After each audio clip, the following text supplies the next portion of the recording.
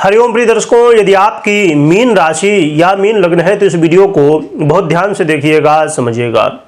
इस वीडियो में हम समझने वाले हैं देवगुरु बृहस्पति के यू टर्न के विषय में। देवगुरु बृहस्पति अब अपनी स्थिति में परिवर्तन करने जा रहे हैं, यू टर्न करने जा रहे हैं। देवगुरु बृहस्पति जिस नक्षत्र में पहले गोचर कर रहे थे, अब क्योंकि अब देवगुरु बृहस्पति वक्री अवस्था में है, तो वक्री अवस्था में होने की वजह से ये पुनः चंद्रमा के नक्षत्र रोहिणी में गोचर करने वाले हैं। क्योंकि पहले भी जून जुलाई के आसपास चंद्रमा के नक्षत्र रोहिणी में ही देवगुरु बृहस्पति गोचर कर रहे थे। अब वक्र अवस्था में है तो पुनः तो देवगुरु बृहस्पति का ये गोचर काल आपके लिए कैसा रहेगा, आपको अच्छा फल क्या देगा, बुरा क्या देगा, उपाय क्या करने हैं, सब कुछ विस्तार से समझेंगे। कौन कैसी ग्रह स्थितियाँ हैं इसमें, ये भी सब कुछ समझेंगे। प्रिय दर्शकों, देवगुरु बृहस्पति एक ऐसे ग्रह हैं जो कि सभी ग्रहों से शुभ माने जाते हैं, सबसे शुभ ग्रह माने जाते हैं देवगुरु बृहस्पति। और इनकी कृपा बड़ी श्रेष्ठ होती है, इनकी दृष्टि का बड़ा प्रभाव होता है।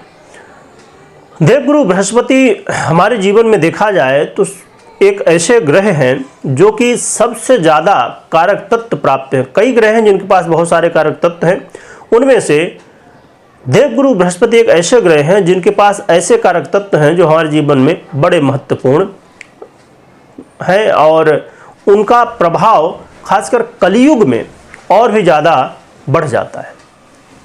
प्रिय दर्शकों, देवगुरु बृहस्पति की इस गोचर की स्थिति में जैसे 28 नवंबर से देवगुरु बृहस्पति अब गोचर करेंगे, 28 नवंबर 2024 से रोहिणी नक्षत्र में, और लगभग 4.25 महीने 4 महीने 10 दिन के लिए अब इसी नक्षत्र यानी कि चंद्रमा के नक्षत्र में गोचर करेंगे। परंतु इसमें थोड़ा सा ध्यान रखने की बात है, क्योंकि जब देवगुरु बृहस्पति और चंद्रमा की युति की बात आ जाए वहाँ पर गजकेसरी योग बनता है।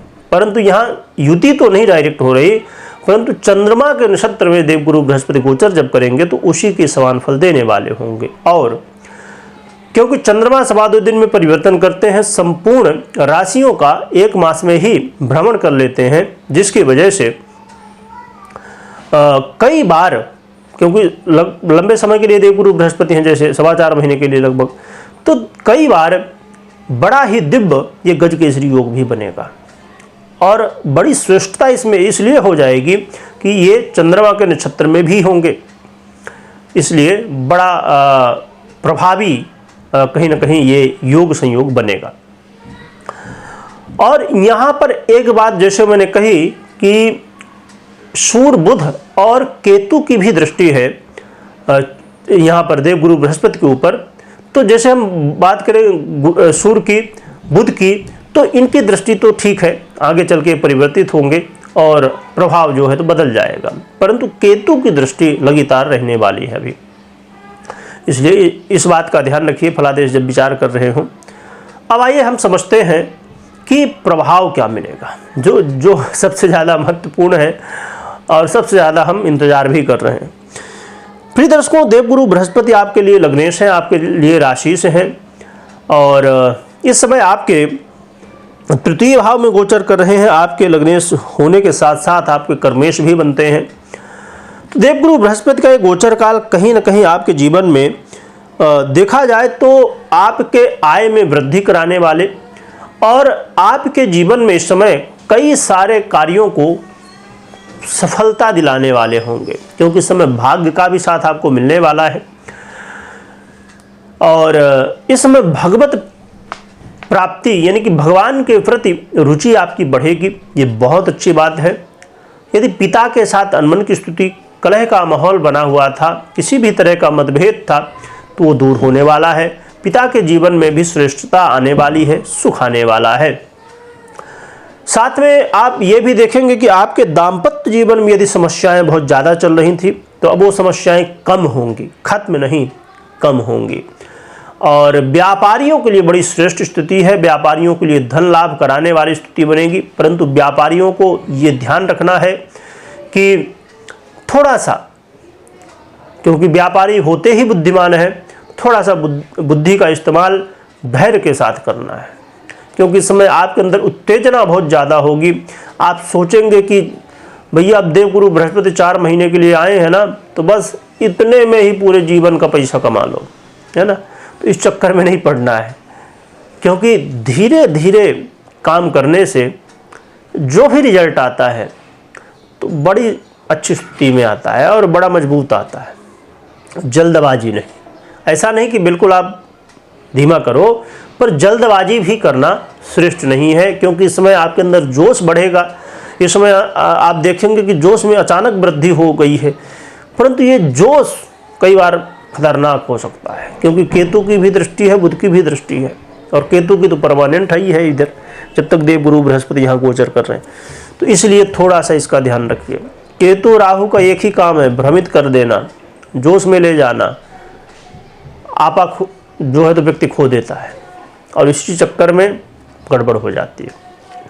तो धैर्य के साथ करिए, ऊर्जा इस समय आपको प्राप्त होगी, उसका सही इस्तेमाल करिए।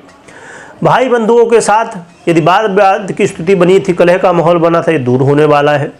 आपके जीवन में आप ये महसूस करेंगे कि इस समय देखिए क्या हुआ करता है, और कुछ लोग हो सकता है कि ना महसूस कर रहे हों, परंतु बहुत सारे लोग महसूस भी किए होंगे कि जब आप कर्म कर रहे होते हैं, पूरे तन मन धन से पूरा 100% दे रहे होते हैं, पर कई बार सफलता नहीं मिलती। परंतु कुछ समय ऐसा होता है कि आप देखते होंगे कि ये व्यक्ति तो बहुत ही कम मेहनत कर रहा है, पर इसको बड़ी सफलताएं मिल रही। वो क्या है? उसके पूर्व कर्म ही है जो भाग्य के रूप में आए हुए हैं। इसी तरह इस समय आपको भाग्य का साथ भी मिलेगा, जिससे पूर्व कर्मों का भी फल इस समय आपको अब मिलने वाला है। तो देखा जाए तो देवगुरु बृहस्पति का ये परिवर्तन बहुत महत्वपूर्ण और लाभदायक सिद्ध होने वाला है। बस थोड़ी सी जो मैंने सावधानी बताई उनका ध्यान रखिए। यहाँ पर एक चीज़ और भी मैं कहूँगा, जो मैं पहले कह चुका हूँ, परंतु इस रूप में भी समझ लीजिए कि अब जैसे देवगुरु बृहस्पति का परिवर्तन है 28 नवंबर को, तो ये ध्यान रखिए कि बस 28 नवंबर को ही सब कुछ नहीं होने वाला है, 4.25 महीने के लिए है, तो थोड़ा टाइम लगेगा। ऐसा नहीं कि बस आए कि सब हमने बटन दबाई, लाइट चालू, बस ये नहीं है। लाइट चालू करने वाली स्थिति नहीं है, थोड़ा समय लगता है। धैर्य, जैसे मैंने पहले ही कहा कि धैर्य रखने की आवश्यकता होगी, ये ध्यान रखिएगा। वैसे भी आप मीन वाले हैं, मीन वाले बड़े बुद्धिमान, क्योंकि देवगुरु बृहस्पति की ही राशि है, बड़े ज्ञानी होते हैं, तो ज्ञान की कमी नहीं है, परंतु हाँ थोड़ी जल्दबाजी होती है, दो मत की स्थिति बनती है कि क्या करें क्या न करें। ये स्थिति अक्सर बनी रहती है मैक्सिमम लोगों के साथ, ऐसा भी नहीं कि सबके साथ, पर मैक्सिमम लोगों के साथ। क्योंकि अब समझ लीजिए कि जिसका चंद्रमा बहुत मजबूत हो गया हो, देवगुरु बृहस्पति बहुत अच्छी स्थिति में हो सकता है उसका मन स्थिर हो, परंतु मैक्सिमम लोगों के साथ ये होती है स्थितियाँ। यदि होती हैं तो आप कमेंट करिएगा, तो थोड़ा सा धैर्य रखने की बात होगी। एक चीज़ और भी ध्यान रखिए कि देवगुरु बृहस्पति इस समय यदि आपके महादशा अंतरदशा में है, या देवगुरु बृहस्पति बड़ा ही दिव्य योग जिसकी हमने चर्चा की, गजकेसरी योग बनाए हुए या अन्य दिव्य योग बनाए हुए हैं, और या देवगुरु बृहस्पति चंद्रमा के नक्षत्र में ही आपकी जन्म कुंडली में भी हों, रोहिणी में हों, और अच्छे भाव में हों, अच्छी स्थिति में हों, तो इसका प्रभाव और भी श्रेष्ठ मिल सकता है। परंतु हाँ, देवगुरु बृहस्पति यदि पीड़ित हों, चंद्रमा पीड़ित हों, तो फिर कहीं ना कहीं, या दशाएं न ठीक चल रही हों, तो संभवतः फिर इसके जो परिणाम आपने सुना बहुत अच्छा ये होगा वो होगा, हो सकता है कि नहीं हो, या बहुत कम मात्रा में हो। तो फिर आपको लगे कि अरे हमने तो सुना था कि अरे 4 महीने में ये सब कुछ बदल जाएगा, यू टर्न हो जाएगा, बहुत बड़ा यू टर्न है, पर अरे इधर तो कुछ हो ही नहीं रहा है। तो इन बातों का थोड़ा ध्यान रखिए। थोड़ा सा जब आप राशिफल देखते हैं थोड़ी जानकारी भी रखिएगा। तो बहुत श्रेष्ठ समय, बस इसका लाभ उठाने की आवश्यकता है, कर्म करने की आवश्यकता है। और एक बात और भी कह दूं, कुछ लोग सोचेंगे कि भैया चद्दर ओढ़ लो और बस सो जाओ, देवगुरु बृहस्पति सब कर जाएंगे। नहीं, कर्म करने की आवश्यकता है। अब एक प्रश्न छोटा सा और उठता है, कुछ लोग कहेंगे जब कर्म ही करना है तो फिर इनको क्या देखना, गुरु को, शनि को, राहु को, क्योंकि समय देखना बहुत ज़रूरी है। कई बार हम मेहनत खूब करते पर समय नहीं अच्छा होता तो फल नहीं मिलता, तो इस समय अच्छा है। तो उपाय के रूप में क्या करना चाहिए, विशेष उपाय की आवश्यकता तो नहीं है, परंतु यदि आप करें तो और अच्छी बात है, और विशेष परिणाम आपको मिले। आप क्या कर सकते हैं कि आपको यदि गुरु मंत्र प्राप्त है, आपने गुरु मंत्र ले लिया है तो गुरु मंत्र का जप करिए, नहीं लिया है तो लीजिए जल्दी से जल्दी, क्योंकि वो बहुत ज़रूरी है। और साथ में यदि नहीं ही लिया है और लिया भी है तो आप देवगुरु बृहस्पति के मंत्रों का जप भी कर सकते हैं, ये भगवान विष्णु के मंत्रों का जप कर सकते हैं, आराधना भगवान विष्णु की भी कर सकते हैं।